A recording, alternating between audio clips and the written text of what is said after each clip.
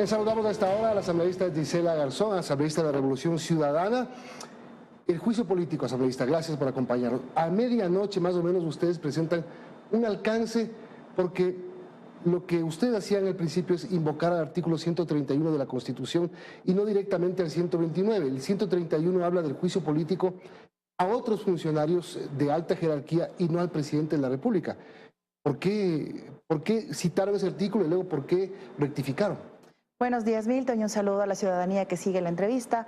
El 131, a modo de criterio jurídico de diferentes perspectivas, únicamente se lo ponía a modo de contexto, es decir, para especificar que efectivamente se puede tener o llevar adelante el control político de diversos funcionarios. De allí que el grueso, el contexto de la solicitud de juicio político está fundamentada en el 129, numeral 2, fundamentalmente por los delitos de concusión y peculado. Pero no necesitaban poner ese contexto, evidentemente. No, tampoco es que alteraba en mayor medida el texto de la solicitud, sí, porque, vuelvo y digo, el fondo de la solicitud está en el 129, numeral 2. Si no alteraba, ¿por qué lo corrigieron?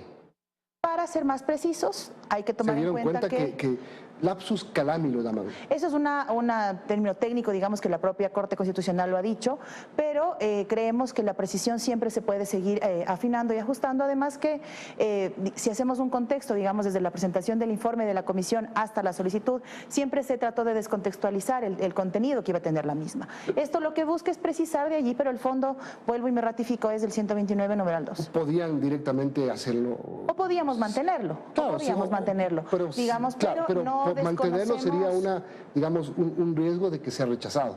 Lamentablemente por las condiciones políticas, más no porque la solicitud esté mal o porque la fundamentación de la solicitud esté no errónea. aceptan que esté mal la solicitud, que hubo un error. En lo absoluto, así como tampoco se podía aceptar, por ejemplo, que se piense o se ratifique o se asegure que el informe de la Comisión Nacional era el juicio político, cuando son dos cuerpos distintos. Dos cosas. Primero, ¿no debían presentar este alcance con las mismas 59 firmas de respaldo? ¿Solo firmaron los 4? No, ese es procedimental, no había necesidad de eso porque no se ha cambiado la solicitud del juicio político. Pero están presentando un alcance, claro, una corrección a la invocación del juicio político, del periodo de juicio político, y además lo hacen sin que el CAL lo conozca, porque el artículo 88 de la Ley Orgánica de la Función Legislativa dice claramente que una vez conocido el pedido de juicio político y si es que hay imprecisiones, el CAL les dará 3 días para que lo hagan. Pero ustedes rectifican antes de que el CAL conozca. El CAL esta noche va a apenas conocer. Claro. Este alcance se puede hacer, así como por ejemplo... ¿Se puede hacer antes de que el CAL conozca? Sí, por supuesto, así como por ejemplo otras adhesiones. ¿En qué artículo se dice? Así como otras adhesiones, porque en este momento faltan firmas. ¿Por qué faltan firmas? Por ejemplo, nosotros tenemos 2 compañeras con condiciones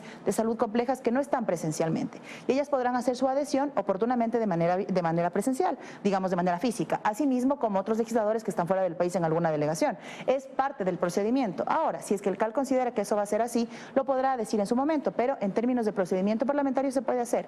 Me ratifico en lo que digo y en lo que debería ser el centro del debate, Milton, y de la ciudadanía también, y es que el fondo de la solicitud del juicio político está en el 129, numeral 2, y lo grave de este hecho respecto a la injerencia del presidente de la República en esos aspectos. Totalmente. Ya vamos a hablar del fondo, pero la Corte Constitucional lo que finalmente califica es la forma. Y si ustedes con en la forma empiezan mal, la Corte no les va a pasar. Vuelvo y digo, no creo que el 131 haya sido un error, me parece que a modo de contexto era correcto, pero para ser más precisos y pulir, que es algo que lo hemos dicho en todos estos días, ser precisos y pulir cada uno de los detalles porque somos responsables con la fiscalización que hacemos, a diferencia de otros actores que buscan únicamente desviar la atención. Otra cosa, ¿Ronnie Aliaga es firmante de la solicitud? Ni Ronnie Aliaga, ni Marcelo Holguín, ni Esteban Torres, como parte del CAL, no firman. No firman. Eso no les imposibilita, digo, porque si es que firmaban ellos, no podían votar en el CAL. No, y digamos que también hay que ser coherentes con las acciones. Y en ese sentido, cuidar, por supuesto, que las formas y sobre todo que no quede ninguna duda de la actuación que ellos van a tener en el CAL es fundamental incluso en este proceso. Vamos a hablar del fondo ahora sí, asambleísta, que es como usted dice, la razón por la cual al presidente lo quieren llevar al banquillo. No toman casi nada, o no toman mucho, o no es base, digamos, de este pedido, el informe aprobado el sábado anterior con 104 votos. Eso no es aceptar un un informe sin sustento? ¿No es reconocer eso? No, en absoluto. ¿Y por qué no lo tomaron? Son dos momentos en este proceso de construcción, digamos, y yo lo puedo decir con conocimiento de causa porque fui una de las denunciantes del exministro Patricio Carrillo. Entonces, también en mi denuncia, por el caso Bernal, por ejemplo, yo utilicé como fundamentación teórica el informe que también aprobó el Pleno, que fue resultado de una comisión ocasional, pero no fue mi fundamentación del juicio político en su conjunto, ni fue la única prueba.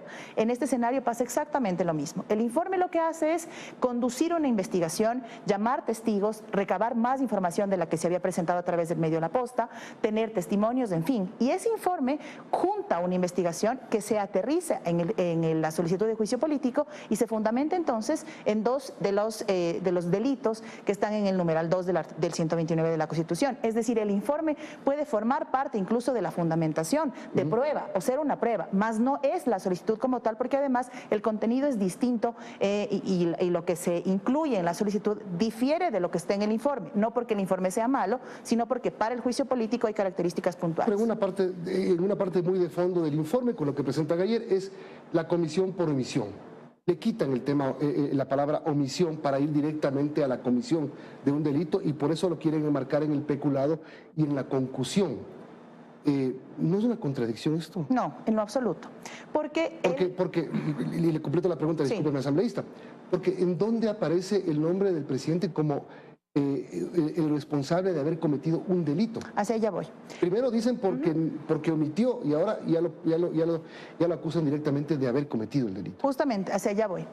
La comisión por omisión o la comisión dolosa, que es lo que establece el artículo pertinente del COIP, entre el antecedente se fundamenta justo en el control jurisdiccional que tiene que hacer la autoridad competente, en este caso la señora fiscal. Es decir, ella en el desarrollo de esta investigación que afortunadamente se abrió cuando en la propia fiscalía se archivó a los 8 meses de iniciado el proceso, ella es la encargada de hacer el control jurisdiccional. En nuestro caso, el control político tiene otras características. Nosotros no somos ni fiscales ni jueces, no sentenciamos, no ponemos condenas, etcétera. El control político sí establece estas relaciones y estas responsabilidades de quienes, siendo delegados del presidente, pudieron estar, digamos, con la patente o con el aval del presidente, involucrados en esta trama.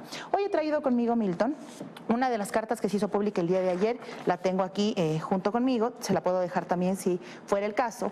Es de la carta de Johnny Estupiñán de Flotec. Es la carta de Johnny Estupiñán, que es una de las pruebas. ¿Y cómo se sabe que esa carta el presidente la conoció finalmente? Primero porque lo que está haciendo ahorita es describiendo una conducta de omisión del presidente de la República.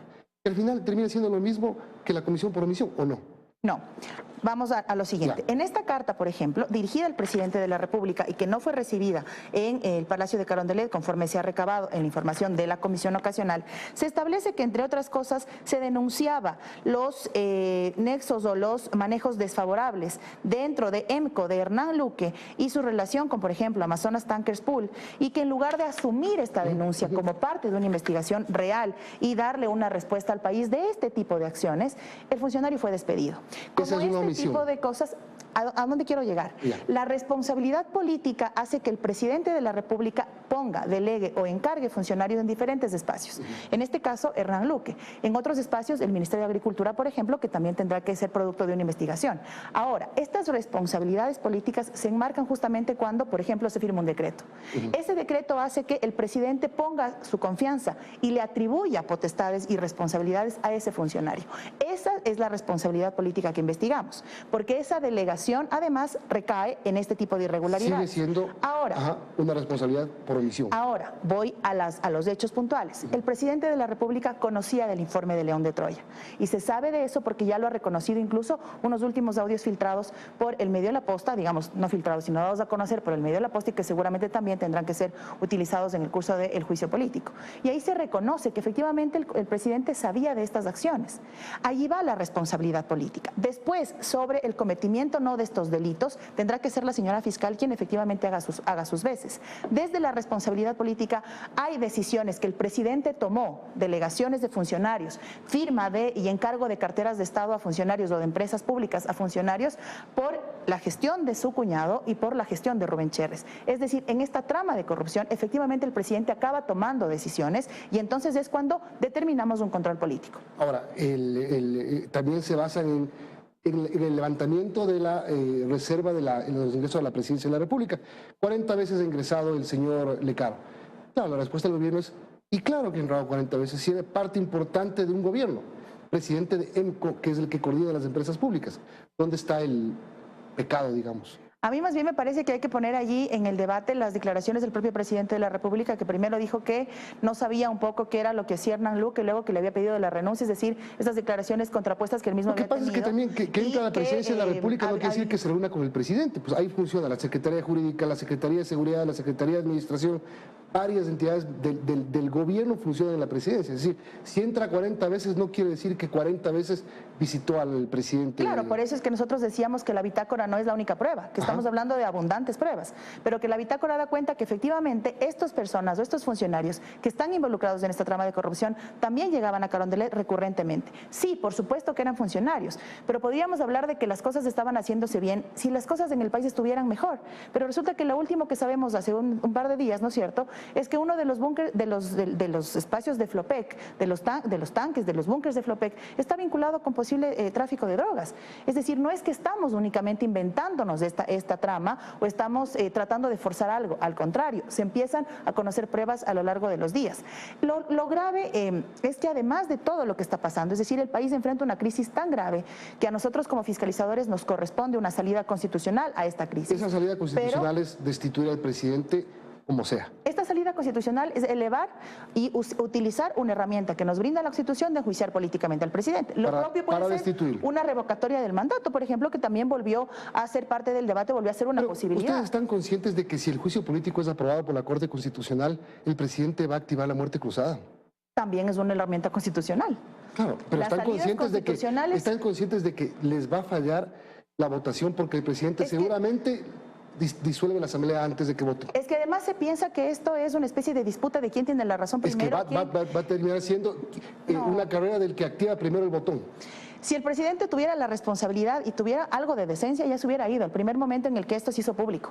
Si tuviera la decencia de hacer eso, hubiese puesto a disposición de la Fiscalía toda la información. Si es que tuviera o no tuviera ningún susto, ningún miedo de lo que está pasando, hubiese hecho una denuncia ante la Fiscalía. Pero el día de ayer recibimos una certificación de parte de la Fiscalía respecto a que no se ha presentado ninguna denuncia contra ninguno de los involucrados, ni siquiera contra aquellos, aquel personal de la policía que se ha pedido que tenga la baja y que sabemos que ni siquiera ha tenido la baja, sino que está de vacaciones. Por eso no les pueden traer ni a Luque ni a Chérez de donde están. Gracias, asambleísta Gisela Garzón, por habernos acompañado hoy y sustentado esta petición que usted ha firmado de juicio político al presidente Lasso.